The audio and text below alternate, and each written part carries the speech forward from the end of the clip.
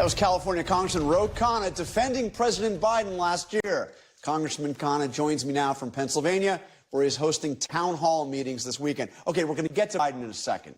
But before we do, I want to ask you about the president's trip to the Middle East, specifically the big push he is making to get a new nuclear deal with Iran. Should Democrats be supporting President Trump on this? Yes, I appreciate that he's trying to get peace there. Look, I supported President Obama when he did the deal with Iran, and those of us who supported that should support President Trump. I'm also glad that he's speaking out about getting aid into Gaza. The reality, though, is, as you know, that aid is conditional on Palestinians moving to the south of Gaza. And all of the aid groups are saying that's not enough. We should get the aid unconditional on forcing Palestinians to move down south. And I hope he's going to put pressure on Netanyahu to do that. Well, I did ask that of Steve Witkoff. He said they're not going to let a humanitarian catastrophe happen in Gaza. Some would say it's already happening and has been happening for a while. We will see. But let me ask you about what your fellow Democrat in the House, Jim Himes, said. He said overall on this trip, President Trump, quote, played the Middle East pretty darn well. Do you agree with that?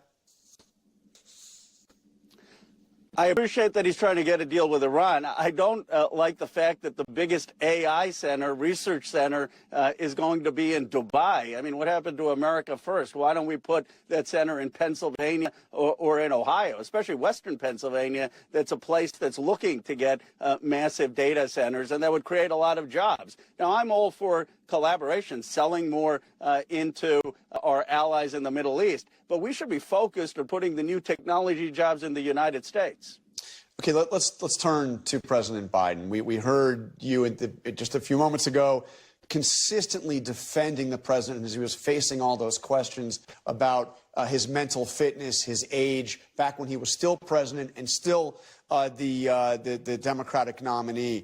Do you think you got it wrong last year? Yes. Look, the Democratic Party needs to be honest. There's a sense people want honesty. They want to restore a sense of public service. In light of what has come out, it's painfully obvious President Biden should not have run. People who say, well, let's talk about the future. We've got to build the credibility about that to be able to talk about the future and improving Americans' lives. Let me tell you the lesson I learned. We paid too much deference to party leaders, to the old guard, to the advisors. We needed to be more independent and push back. I'm known to be independent. I co-chaired Bernie Sanders' campaign, and I'm going to be more independent going forward, calling for primary challenges when they're appropriate, making sure we don't have super PACs in Democratic primaries. But that was the lesson that I learned. Jake Tapper and Alex Thompson argue in their new book, and let's look at the title. It's called Original Sin, President Biden's Decline, Its Cover-Up, and his Disastrous Choice to Run Again. They write, Biden and those closest to him refuse to admit the reality that his energy, cognitive skills, and communications capacity had faltered considerably. Even worse, through various means, they tried to hide it. Is that the way you see it? Did we have a cover-up? Was there a cover-up in the Biden White House, a cover-up of his true mental and physical condition? I don't think it was a cover-up. I don't know. I didn't do the reporting, but I do think that the advisors and people close to Joe Biden know an explanation. I mean, they were on Zoom calls. They were telling all of us that he is capable, that he is going to be able to make the race. Obviously, that turned out not to be correct. Now, I do, again, believe that some of us should have pushed back more. I think that is the lesson that I learned. But they need to show what happened. One possibility is that they kept accommodating, and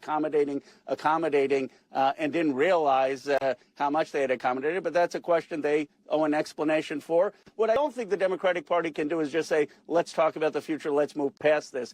People in America are fair. You showed all those clips. I didn't realize I made that many appearances on television. People realize that I said, look, I made a mistake. Here's the lesson I learned. I was talking about it based on the information I had, and people are fair. But you have to own up before you can move forward.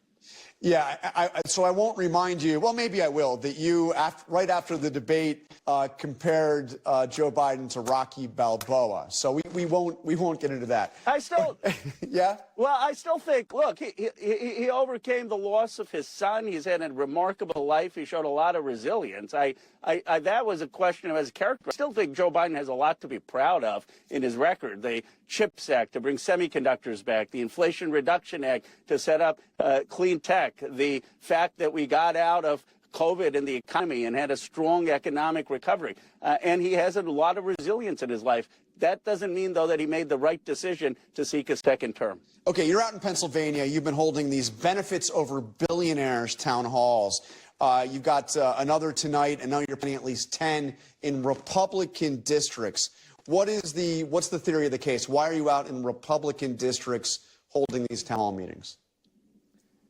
Well, it's good to be back in Pennsylvania. I grew up there catching a Phillies game today, but I was in Allentown, and I made a very simple case that the Republican budget is not going to help working class folks. Look, there were Republican Trump protesters at the event who came inside and actually clapped for a few things I said. One, that we should not have cuts in Medicaid. Josh Hawley has said that the $715 billion Medicaid cuts that are the largest cuts ever to the program are wrong. Trump voters don't want those Medicaid cuts. The Republicans in those districts should vote against them. Number two, I was the first person to go on the floor to codify Trump's executive order on prescription drugs. We should not, as Americans, be paying more for prescription drugs than people in other parts of the world. Representative Luna and Representative Biggs, two Republicans, are on it. This should be a bipartisan vote. Either you stand with the $16 billion of the pharmaceutical lobbying, or you stand with the American people. And number three, there's a Mack truck, and I hope. Oh, sorry, go ahead. Yeah, we're really just about out of time, and I've got to ask you, just before you go, how seriously are you considering running for president in 2028? I'm focused on getting the House back. All my travels are in the Republican swing districts, but I do believe that, and I'm focused on the Democratic Party really having a working class economic agenda. I call it economic patriotism. If you look at the Allentown town hall, you'll see Trump voters were responding to that. That's what we've got to do. We've got to figure out how do we get back places where we've struggled in places like Allentown.